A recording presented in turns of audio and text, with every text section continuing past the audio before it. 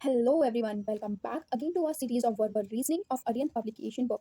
Today we solve rest of the remaining question part of word analogy. After that, we start from number analogy. So let's get started with our question number 33. So here we start to our question number 33. So here is our question number 33 and I am focusing on Zoom the just question number 33 to all of you. So here you can see the question number 33 is dermatology is related to skin. So first we know the meaning of dermatology. So dermatology is actually the branch of medicine dealing with the skin. So any जैसे कि हम लोग doctors से relate करते हैं ना, जब कोई बीमार हो जाता है तो स्किन रिलेटेड जब भी कोई प्रॉब्लम होती है, whenever we have any kind of skin related problem we have to deal with the doctor dermatology. The person who deals with the diseases related to the skin is called as dermatology. That person is known to be as dermatology. So in the same way, now we get the meaning that dermatology is related to the skin. So now check the option number 1. Here is written that cardiology is related to the angiography. So cardiology is basically the study of the heart. ठीक है, जैसे dermatology में हम skin से related disease study कर रहे होते हैं या उनका सोल्यूशन कर रहे होते हैं, वैसे ही कार्डियोलॉजी में हार्ट के बारे में पढ़ा जाता है. In the same way angiography is a kind of X-ray. It's not a normal X-ray. यहाँ पे नॉर्मल एक्सरे नहीं है, वरना एक्सरे नहीं है. अगर ये नॉर्मल एक्सरे होता तो इसका नाम एंजियोग्राफी नहीं होता. Angiography is basically X-ray in which blood vessels are also seen, मतलब what is happening in our blood vessels. Now the option number A is not the correlate each other because for cardiology is related to the heart and the angiography is related to the X-ray. Now the option number B is, here is written pediatric. Pediatric is the person who relate to the children diseases and the young adult one.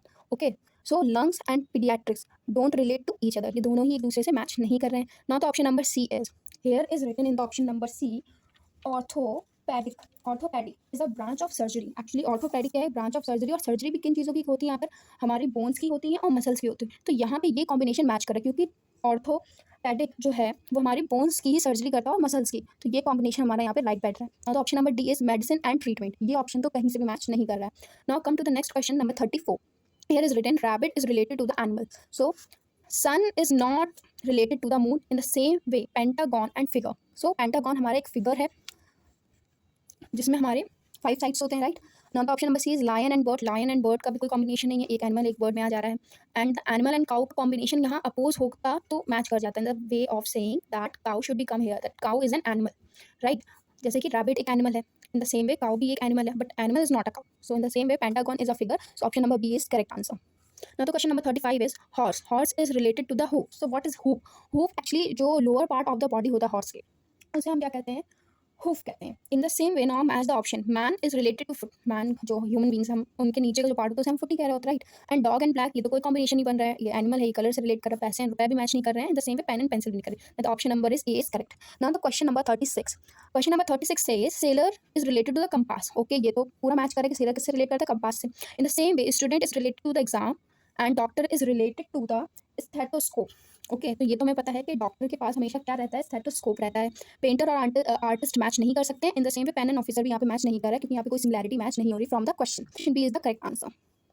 Now the question number 37. Here is written create is related to the destroy. तो ये opposite है, create मतलब बनाना, destroy means क्या, खत्म कर देना. तो thin and small ये तो कहीं से भी मैच नहीं कर रहा, सेम ही आ रहा है. Okay, and in the same way long and short, long बड़ा होना, शॉर्ट में छोटा होना. फैट एंड ह्यूज का भी कोई रिलेशन नहीं है. The same way long and top most का भी कोई ऑप्शन मैच नहीं कर रहा है. And the option number B is the correct answer. Now the question number 38 is, 38 says bird is related to the worm. अब देखिए बर्ड किसे खाती है, वर्म को खा लेती है. ओके, सो हमें ऐसे ही कोई सिमिलैरिटी वाला ऑप्शन यहाँ पे देखना. जैसे कि यहाँ पे मार्क कर रखा cat is related to the mouse, but हम सारे ऑप्शन को समझ ले तो ज़्यादा अच्छा रहेगा. So here is written option A horse is related to the stable. Horse is related to the stable. Horse क्या है, एक एनिमल है और जो रहता कहाँ है, अपने स्टेबल, उसके घर को स्टेबल कहते हैं. लायन केव से रिलेट नहीं कर रहा है. ओके, ट्रैप चीज से नहीं कर रहा है. तो कैट है जो माउस को खाती है, जैसे कि यहाँ बर्ड जो है वो हमारी वर्म को खाती है, राइट. तो 38 क्वेश्चन नंबर का हमारा option number D is the correct answer होगा. Now the question number is 39. Read the direction of the question number 39. Here is written as question number 39 and 40. In each of the following question, choose that word which has the same relationship among the given three words. तो बोला गया है कि जो 3 words हमें दिए गए ना क्वेश्चंस में, और जो चौथा ऑप्शन हमें चूज करना है वो उनसे मैच होना चाहिए. जैसे कि अगर अब हम आगे बात करें तो हमारा क्वेश्चन नंबर है 39. यहाँ पे लिखा है yuan kyat lira is related to whom, और मैंने यहाँ पे मार्क कर रखा है dirham. Dirham is actually the currency. These 4 all are the currencies. Now the question number 40 is yellow, blue, red. So yellow, blue, red में मैंने यहाँ पर ऑप्शन नंबर बी में ही ऑरेंज टिक क्यों किया हुआ है. Just take 1 minute to think and give the answer in the comment why there is not a black and white in the answer. देखिए पेंट तो नहीं होगा क्योंकि कलर से यूज हो रहा है, तो पेंट तो आउट ऑफ द ऑप्शन है भैया. तो Give your answer in the comment, and I will told you answer after watching the comments that why the orange is the answer of the question number 40.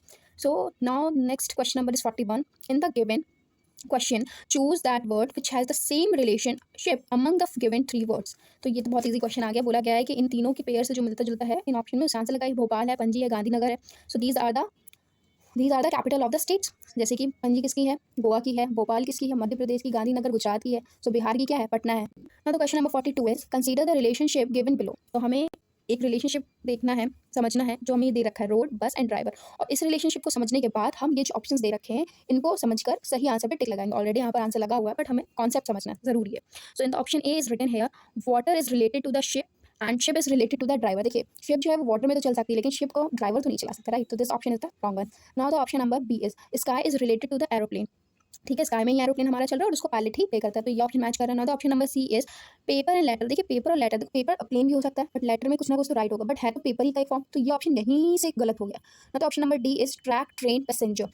तो track train passenger भी सही option नहीं आ रहा है. और option number E is also the wrong one, that none of the above. इसमें answer B इसका करेक्ट होगा, that sky related to the aeroplane and aeroplane is related to the pilot. So ये थे आज के last few questions of the word analogy, and I hope you will enjoy the lectures on the word analogy. lectures बहुत ही छोटे हैं, बहुत ही कम time ले रहे हैं और मैं कोशिश कर रही हूँ कि बहुत ही बेसिक लेवल पे खुद जितना अच्छे तरीके से समझ के आप सभी को समझा सकूँ. सो अगर कोई भी मिस्टेक लगी हो तो I am really sorry, but you can answer me in the comment. तो अब हम मिलेंगे हमारे नेक्स्ट लेक्चर में जिसमें हम पढ़ेंगे नंबर एनालॉजी और उसके कुछ क्वेश्चंस कॉन्सेप्ट समझेंगे.